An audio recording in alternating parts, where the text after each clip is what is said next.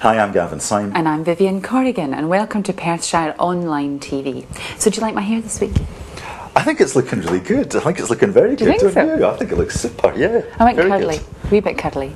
Is this because you're not getting nominated for the DD makeover? I put my heated rollers in instead. That's about as much of a makeover I'm going to get. So, what have we got on this week, Gavin? Mine isn't long enough for anything like that. I'm a bit too thin on top as well. Well, you know, we've had a busy few weeks, haven't we, here in Perth, between the Diamond Jubilee celebrations, and last week was I think the country was consumed by the Olympic torch. So we were actually we interviewed Councillor Bob Ellis, who was actually lead councillor for organising all the activities around the Olympic torch coming through Perth and Kinross. We caught up with Bob Ellis, and we also caught up with quite a few people in and around Perth last Tuesday while the torch was winging its way through.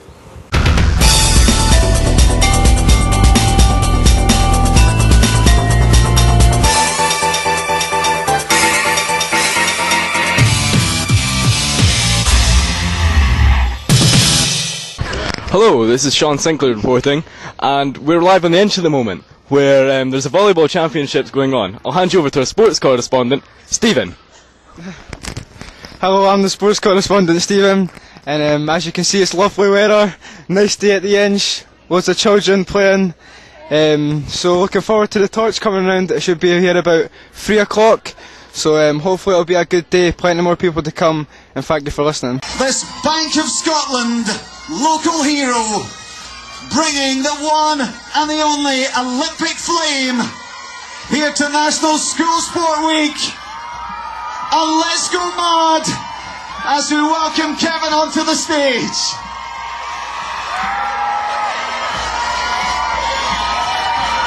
Here it is, folks.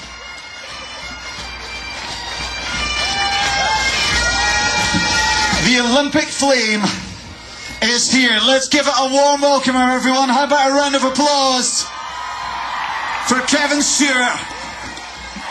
Now, Kevin, very shortly, I'm going to ask you to perform what we call the torch kiss. This is where Kevin passes this one Olympic flame onto our next set of torchbearers. They come from a school that you might know. Perth Academy, anyone? Before we meet the pupils from Perth Academy, please welcome two of our special guests to the stage. They, like everyone else here, are very thrilled. In a second, Lady Susan Rice from Lloyds Banking Group in Scotland will talk to us. But please welcome the very proud Provost of Perth, Liz Grant.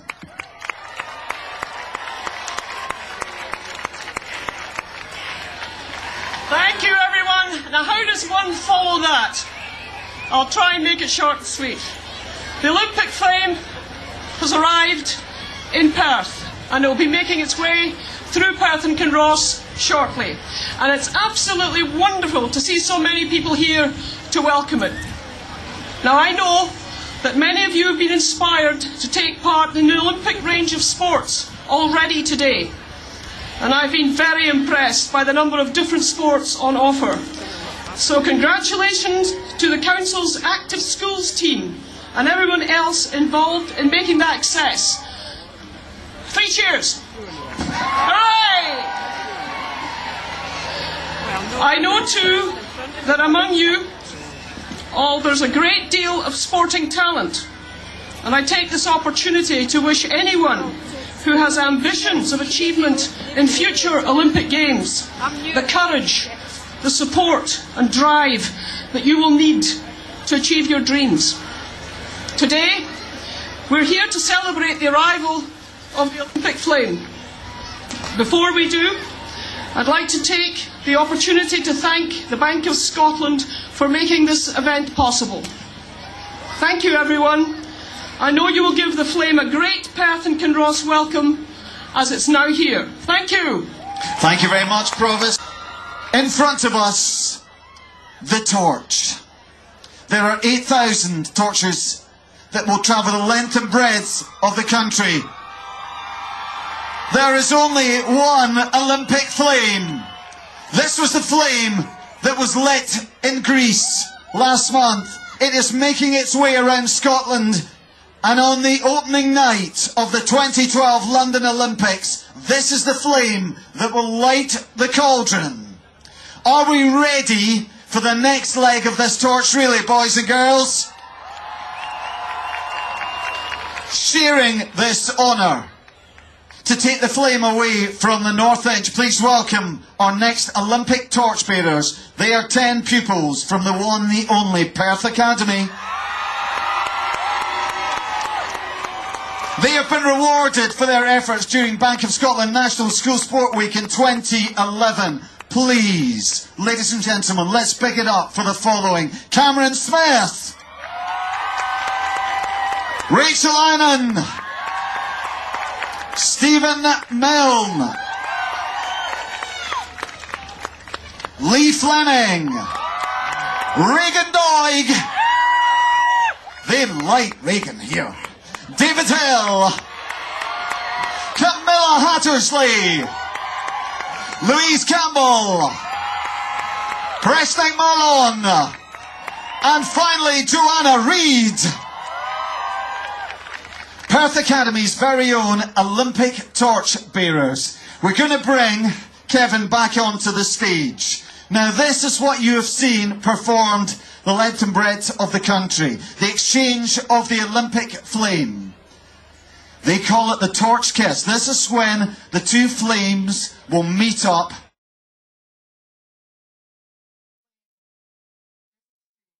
And I'm joined by Bob Ellis, Councillor Bob Ellis. Bob is the Chair of Sport and Active Recreation. That's quite correct, thank you. So Bob, you've been really fundamentally the lead councillor, haven't you, for the Olympic torch relay coming through Perth and Kinross? Yes. Can you give us a little bit of a background and sort of rough outline of the days? Yeah, I can remember it very well. We got invited to go along to the AK Bell Library here in the city of Perth.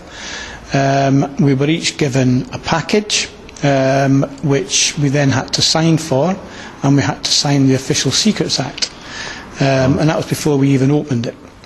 And then I think it's fair to say, to our delight, we then recognised that the route was actually coming through Perth and Kinross and through the villages of Meagle, Cooperangus, Burlton, Balbeggy, down through Scone into the North Inch, and then to Abernethy, and then the following day through Milnathorpe, Kinross, Crooked-Devon.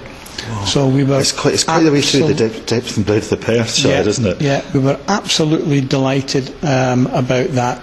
And great process with regards nominations by people for their friends or associates or colleagues to actually be torch bearers, and it's quite a diverse group from the community as well, which is nice to see. Yeah, I think I have to take my hat off to a lot of those torch bearers. I've been following it quite religiously as they've been going round the UK, and just seeing the faces of some of the torch bearers, let alone the spectators and their families, but getting a feel of the history behind the reason why they were nominated and successfully being as torch bearers was absolutely terrific. I mean, some of the people that we've had here today, Drew Faulkner, for instance, blind. I'm really pleased for him. He is a bit of a friend now, because I took him to Everest Base Camp a couple of years ago, and took him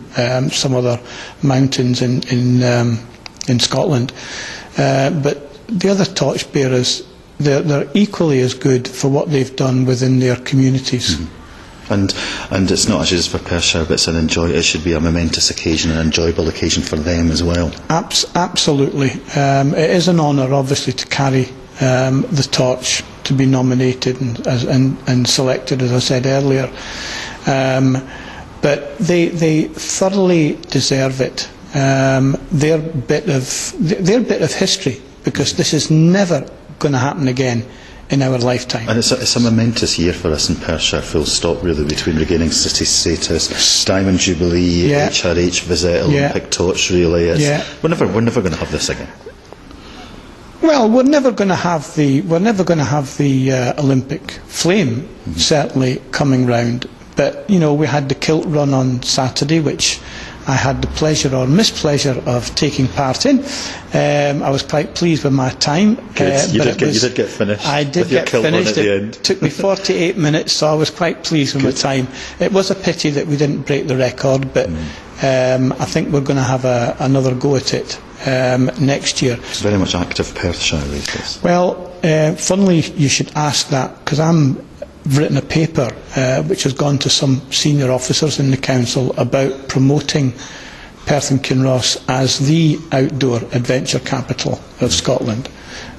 So we're working on that, so I think it's a case of just watch the papers and see what happens there. But I'm determined that we're going to challenge Fort William and Loch Aber as far as that is concerned. Well, Bob, thank you so much for your time today. No problem at all, a pleasure. Well, that was good. I was there in the North Inch when it went through. Were you? Yeah, did you see it? No, it wasn't actually. It was the very day, to be honest. It's one of the few days in about the past few weeks that I haven't been in Perth. I was through in Glasgow for the day at the SECC. Yeah, well, it was really busy. It was the North Inch was packed and it stayed dry, which was nice. That was good. Yeah, it was very good. So it's been a busy week as well, business-wise, because Perthshire Business Week has been on, hasn't it? It was on last week, yep. It was organised by the Perth and Kinross Council Business Growth Team, and it was the first one, the Perth and Kinross Business Week, and it went very successfully, I understand, and that was up at your centre. So we were along doing some filming during the course of the week and picked up on a few people. There was a Jedi there, I believe. There was. I believe so. No, I'm not. I feel a little bit remiss on this because I don't know the name that well, because I'm not a watcher of The Apprentice. I know lots of people are, but I believe Jedi Jim Eastwood was there, and we caught up with him and a few other local and not so local faces at the Juror Centre at the Business Week. I'm Gavin Syme for Perthshire Online TV. We're here today on Monday at the start of the Perth Business Week. Perth Business Week is an initiative that's been organised by Perth and Kinross Council's Business Growth Team, and it's the first time that Perth and Kinross area has had a week-long series of business events. It's all focused around business growth, so it picks up on subjects on each day, Monday to Friday, on things like planning for growth, financing for growth. They're launching a new initiative called the Angels Share during the week, and we've got other things on employment and training, strategies for growth, etc. An abundance of speakers from both locally and from throughout the UK, and a really good turnout from what I can see so far of the businesses that are here as well. It's a free event for the businesses locally, and it's something that's great to get the economy and the business economy given some real octane fuel moving forward for 2012 and 2013. We've caught up with a few of the people here, some of the sponsors and some of the exhibitors and some of the attendees. I've got Finlay Kerr, who's one of the advisors from the business growth team at the council, here with us at the moment. Finlay, I know that one of the key areas that you've been looking at is it day 2, which is all around financing for growth, and your new initiative about Angels Share. Can you give us a little bit of a background to that? That's right. Time and time again, Gavin, talking to businesses, it seems to be the real impediment to growth just now. People are just struggling to get the cash to grow. So between us, we came up with this concept and idea to try and introduce entrepreneurs with investors, and we've got 4 local businesses who are going to pitch for an investment, and this is going to be an ongoing service that we deliver, the Angel Share, hopefully to support that growth. Great, all very, very entrepreneurial. Yeah, it is. Yeah, it's a bit entrepreneurial from ourselves, which is nice actually. Yeah, to get involved. Fantastic. Yeah. Great. We'll catch up about what the results of some of the Angels Share pitches are then. Right. Perhaps. Brilliant. Okay. Thanks, Gavin. Gina is the head of the Centre for Enterprise at Perth College UHI. So we're here at Business Week, but it's been quite a busy week for you, totally, Sheena, hasn't it? Last week you had your showcase. Showcase, the celebration evening last Thursday evening. How did that all go? It went really well. well. Had a great time. I think everybody, we didn't want it to be a sort of business event. It was to be a celebration event, and people got dressed up, and it was just to celebrate, showcase a new online resource we have to support businesses, and also for businesses that we have supported, for them to showcase their actual businesses. Well, we were there, and it was a super event. It was a good vibe, and it was nice seeing so many people there. So tell us a little bit about Business Week. You're exhibiting. I am. We're here just to meet new to business that we perhaps haven't met before, and to let them know what the college, what benefit it could be to them to work with the college, maybe projects that students could work on, to really tell them about the resource as well, training for their staff. So it's really here. I know we know quite a few of the businesses, but I'm sure there'll be a lot of businesses here that have not worked with the college. It's over the 5 days, and I think it's quite a busy week, and it's quite a busy agenda as well. So good speakers. They've got a very good and comprehensive agenda. I think somebody's going to get, every business will get something out of the week. And I know some of them are not attending every day, they're maybe attending various workshops, but I've no doubt we'll see a lot of businesses over the course of the week. It's nice to be able to pick and choose, and it's something fresh. It's the first business week in Perth, Kinross. So well, I know they were talking earlier that hopefully this is the one of many. This will be an annual event over the next. Super. Sheena, thanks for your time. No, thank you. Hi, my name is Leanne Ward, and I'm here from Perthshire Online TV, and we're here at Perth Business Week. Now, we've just watched Jim Eastwood from The Apprentice, who's actually just done his presentation to lots of vendors and delegates for the day. So here we're just going to ask him a couple of questions. Hi, Jim. Hiya, how are you? So, what motivated you to apply for The Apprentice? Well, funny that the format changed, didn't it? It was a job opportunity with Lord Sugar, and then it changed on Series 7, my series, to a business opportunity. You had to come armed with a business plan and an idea that you could turn into a reality and work with Lord Sugar. So the change of format motivated me to enter The Apprentice. Brilliant. How did you feel when Lord Sugar told you that you were the world's best salesperson? Wow, I could never get tired of hearing that. I felt that all my hard work had been justified. It's a very bold statement. It's only his opinion, but his opinion carries a bit of weight. So I was very grateful for that accolade. I worked hard through the process, and I think I broke a few records along the way. Yes, you did indeed, yes. In terms of sales. So yeah, I was very grateful, and not winning but getting that accolade meant that I could leave the process with my head held high. And what have you been doing since the show then? I suppose I do three things. I feel I'm the director for a company called Groupon. I look after Ireland for them. I am the ambassador for an educational charity called Young Enterprise. And the third thing I do is I do events like this for Perth and Kinross Council, and across the UK and Ireland I do a lot of public speaking. And people get in contact with me, and they're interested to hear what I have to say and what wisdom I can bring to the table, so hopefully it's beneficial for all involved. And that's obviously why you're going out to the racecourse to speak to the younger children later on this afternoon, isn't it? It is. I'm speaking to a group of younger children later on, and that's wouldn't be uncommon that each week I would take the time to speak with young children. I think that they often can relate to people that they see on TV. Their teachers do a tremendous job, but sometimes it takes an external face off the telly to come in to give them a little pep talk or to push them in the right direction. So I try not to abuse that privilege, and I'm very grateful for that privilege. It's a great opportunity as well, isn't it, to work and obviously make them more, obviously get the ins and outs of being entrepreneurs and stuff like that, isn't it? It is, and you know, some of these kids are buying sweets at the cash and carry and then selling them in the playground, making a profit at the age of 13. That's what I call an entrepreneur. So, what do you think The Apprentice, is it more entertainment, or do you think it's something that encourages new businesses? Great question, Leanne. I think that we all have to concede that it's a television programme that happens to be entertaining. But it's a very real business programme with very credible individuals who perform to different levels under intense stress. So when you put very credible individuals into a goldfish bowl and you give them no time and no internet access and no phone, and you and I are competing against each other in the same team, as a byproduct you get entertainment.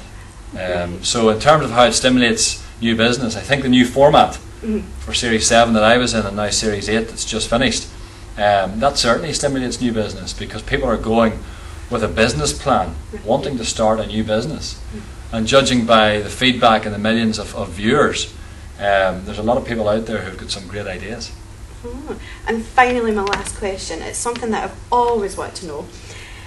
Obviously the show is aired over 12 weeks.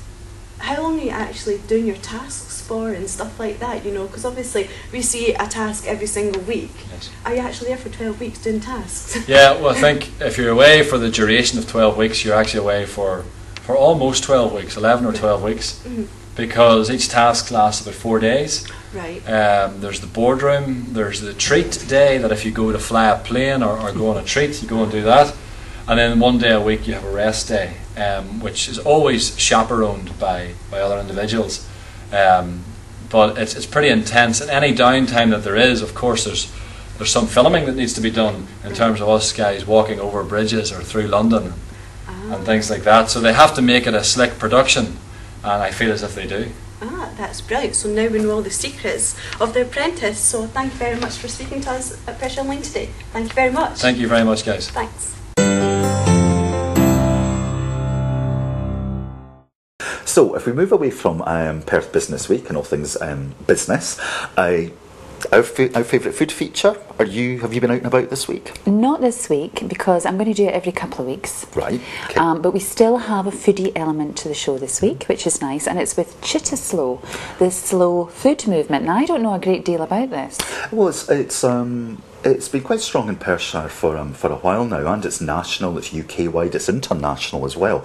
And it's actually an initiative that really looks to promote local produce and the use of local produce, good local produce in the area. So one of our councillors, Jack Coburn's been heavily involved in the Chitta Slow programme for quite a while now. Yeah. And during the Diamond Jubilee weekend, he was actually hosting Sophie McKeand, who works for Chitta Slow in the UK. And she was up in Perth, and we caught up with both Jack and Sophie for a couple of words. And we also picked up with Rose Martin from the Wee Pie Company the other week. You like your pies? The Waistline Online Challenge and pies just the two do not go. Now, Rose, as I say, is the proprietor of the Wee Pie Company, and she recently won a competition with the Centre for Enterprise and the Federation of Small Businesses. So we picked up at your centre at the awards ceremony. We got a couple of minutes from Rose just to talk about the business and where she's going on that. And finally in this week's show, we also pick up with Lisa from PCAS, Person Kinross Association for Voluntary Services. We did manage to catch up with them on the day the Diamond Jubilee. I know they've got quite a few initiatives that they're always working on, and a few things in the pipeline for the remainder of the summer as well, including their annual ball out at the Dunkeld Hilton. Ooh. So let's hear from the foodie people in PCAFs.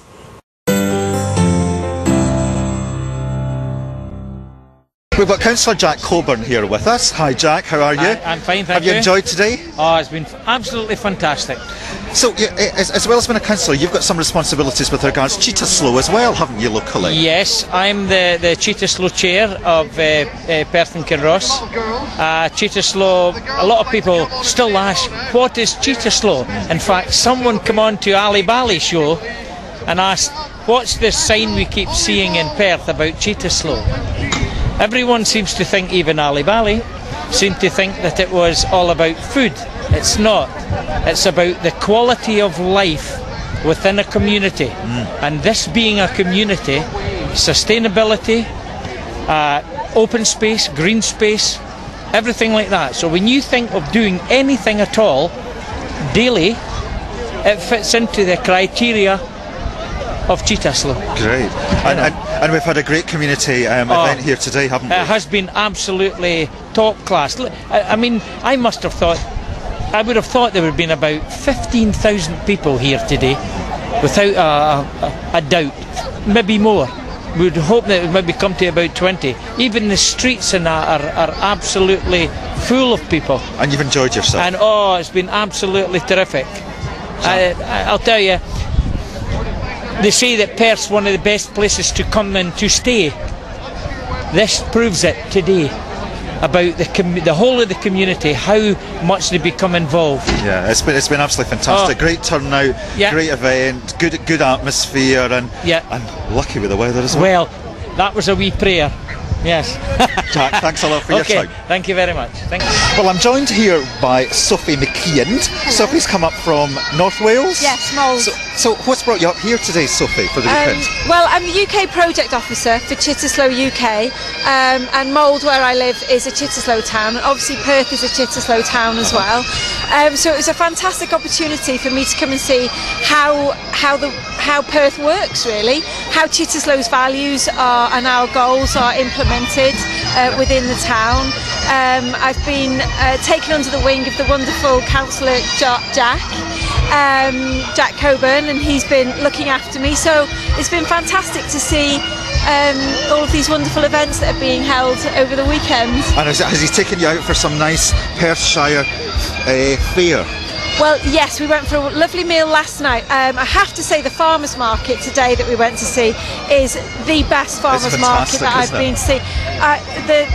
The quality of the produce, and I love the fact that such an effort is made to make sure that the produce is local and that they don't have too much of one thing, and they're always looking to bring new things in, and you could tell that the time and effort that had been put into it by the number of people that have been coming to see it. I mean, it's absolutely fantastic because it's quite a community activity now. I think it's the first Saturday of every month, and it's, you know, it adds a buzz to the city centre now. Exactly, and I think that with Chitterslow, our aim is to improve the quality of the quality of life for residents in our towns, and food is a big part of that. But I think that the aspects of it that people don't often see is that we also have goals to do with the environment and to do with urban fabric and the infrastructure of the town.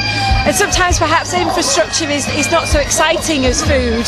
So people, when they think Chitterslow, they think, oh, that's slow food. And we are, we work with slow food, and we have a lot of goals based around food production. But there's an awful lot more things that are done in the town through Chitterslow that perhaps they might not look as exciting, but they're equally as important to improving the quality of life for residents. So. And you've enjoyed your trip up to Perth? Oh, it's a beautiful place. It's a beautiful place, and I think the level of community spirit is what I've found so fantastic. You feel. I've had a wonderful time. We should feel very proud of being from Perth today. I think it's been a great success. Oh, absolutely. And thank you for bringing some nice sunshine as well. Well, I would like to say that was down to me. Sophie, thanks for your time. No worries. Thank you very much. I'm delighted to be joined by Rose Martin, who's the owner of the Wee Pie Company. Rose, first of all, congratulations on your win this evening at the FSB Centre for Enterprise Awards. Thank you very much indeed. You must be feeling really proud about that. Well, I'm absolutely over the moon. What this prize will do is something really tangible for the business. It will allow me to develop my own pastries, so I can then go into gluten-free pastries and herbed crust pastries, and hopefully, eventually, the skinny pie range, which I'm really looking forward to myself in particular. Oh, the skinny pie range. Gosh, that sounds like a great idea. So tell us a little bit about the business. How long have you been on the go for? I've only been trading now for 8 months, and I specialise in wild artisan game pies. And the reason why I use wild beasts, usually, or specialty meats, is because they have a much lower fat ratio, much higher protein content. And myself and my husband lived on an island for 3 years, a remote northern Scottish island, where we would butcher our own deer. My husband was chief stalker. We'd butcher our own deer and then cut the meat specifically for the pies that I was doing. So I wanted to carry that on the mainland when we came home. And are you enjoying life? I'm loving it. I'm absolutely loving it. Hard work. I'm just about to do a 12-day stint in the kitchen at 15 to 18 hours each day. So hard work, but because of all the summer fairs and things like that. Absolutely, yes. And plans moving forward? Very much so. We're in the process of building a new kitchen, purpose-built kitchen, because I've reached capacity in my current kitchen, and hopefully that'll be complete by the end of July. Probably realistically end of August. Well done, congratulations. Thank you very much indeed. And the pies are great, by the way. I'm always stopping off at the farmer's market. You are as well. The wee black is Gavin's favourite. Fairways provide cost-effective HR support, from contracts to recruitment, health and safety to training. Fairways, working with you, for you. Visit fairways-uk.com or call Perth 632 561 for a free consultation. I did it Fairways. Well, one of our leading charities in Perthshire is PCAFS, which is Perth and Kinross Association of Voluntary Services.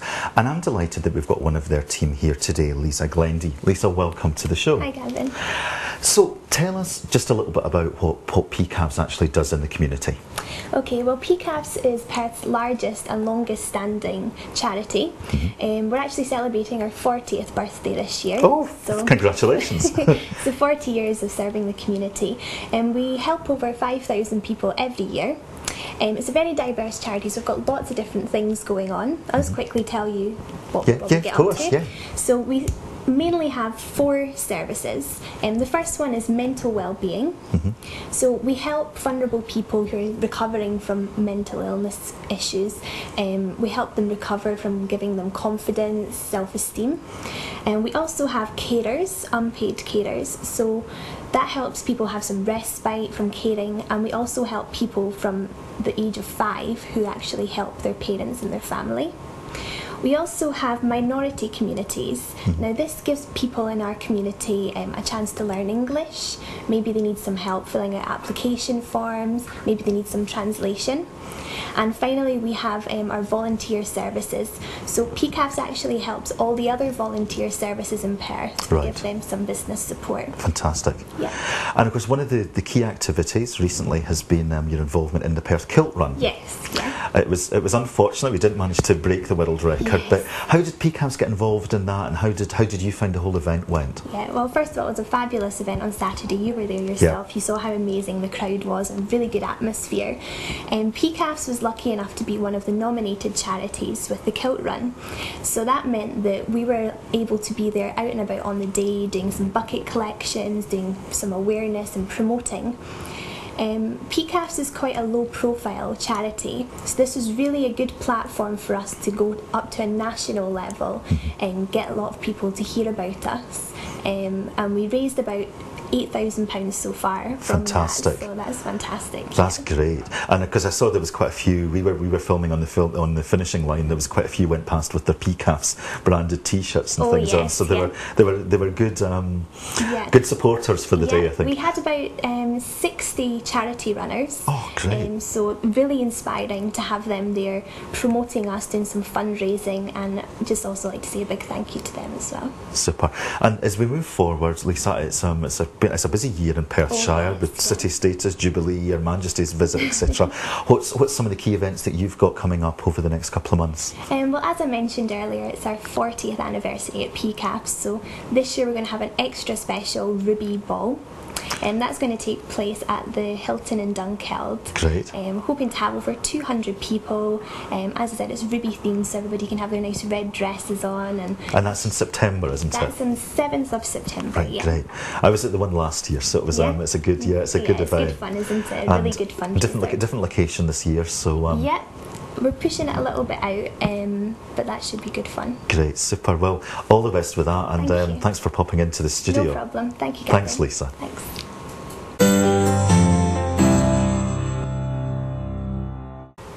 Well, thanks for watching the show again this week, folks. We always want to hear from you with your news and events. Remember, email us info@perthshireonline.co.uk. You can follow us on Twitter, and you can follow the ever-growing Facebook page as well. So that's it. That's it this week, yeah. Next week I've hooked up with an adventurer who's been visiting Perth for a talk over the weekend, and his name's Darren Clarkson King, and he's actually the only man to have kayaked down all the rivers from Everest solo. So I might have to find my own adventurer for next week's show then. That's just what you'll need to do. Till next week with her adventurer.